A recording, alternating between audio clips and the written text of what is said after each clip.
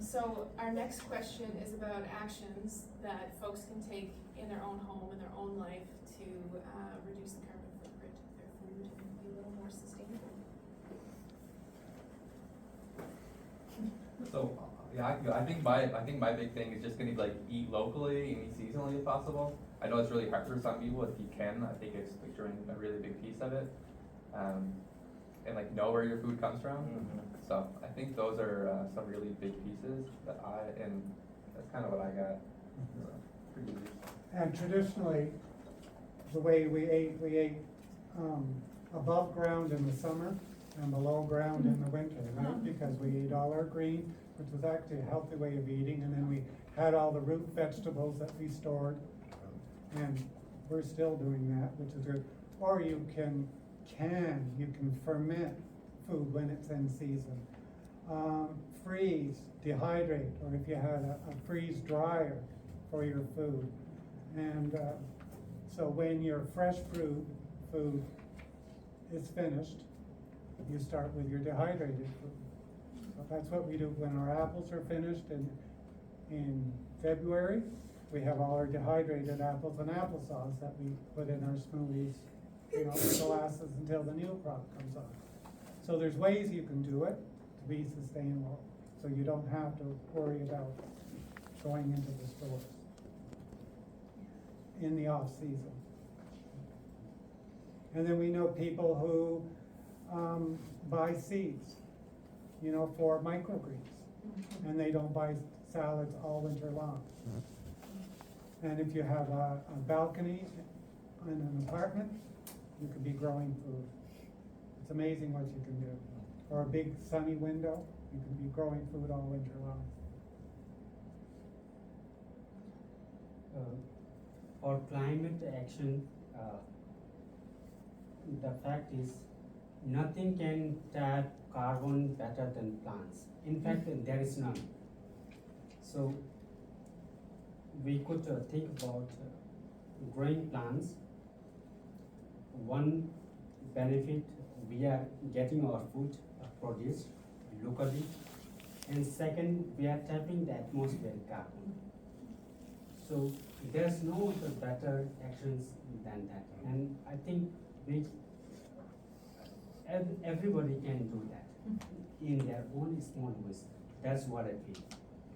And especially in contexts like Canada, where the land mass is so huge, at least during the warmer months, we could try growing as much as possible, and then we could store that. And there are different ways of storing food, even locally.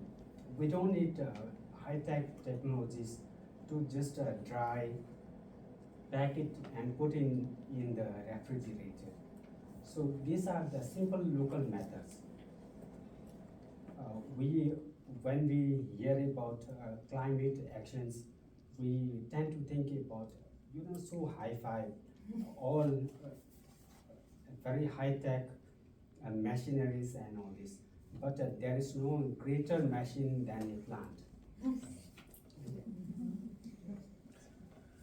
So again, these are all really great practical things that we can do, and I'm learning from this. It's really nice, but I think that maybe to take a step back, and I'm probably preaching to the choir in this room, because you guys are probably all very mindful about what you're eating anyways, but I think generally our society is not mindful about what we're eating.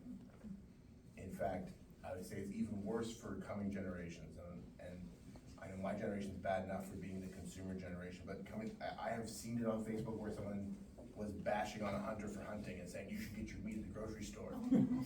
and in their mind, they didn't realize that the meat in the grocery store came from a dead animal, just like the meat that was hunted came from a dead animal. We are reaching a point where we will not understand anything as a society about our food.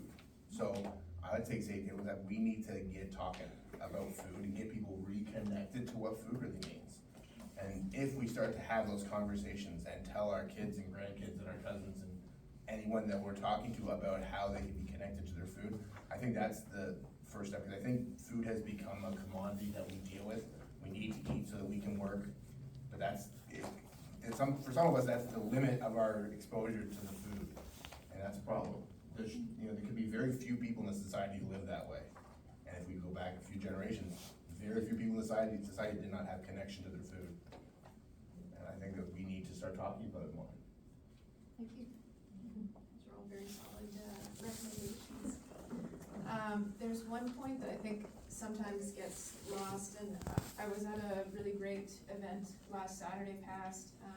So the Conservation Council runs a program where they have an artist in residence, and it's called From Harm to Harmony. And so the focus was on climate and food, and I will let, it's Margaret, right? Is it? Yeah. Margaret can speak if she would like to, because she was an artist participant in this project.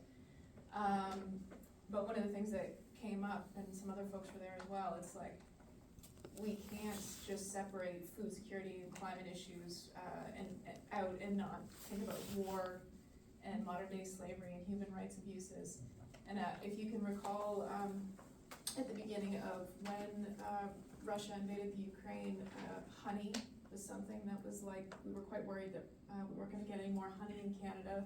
Despite all the producers that we have, we're just not producing at that scale. Things like grain and sunflower oil is a massive export. So, you have this human tragedy, and then you have the system that spreads out across the globe as well, right?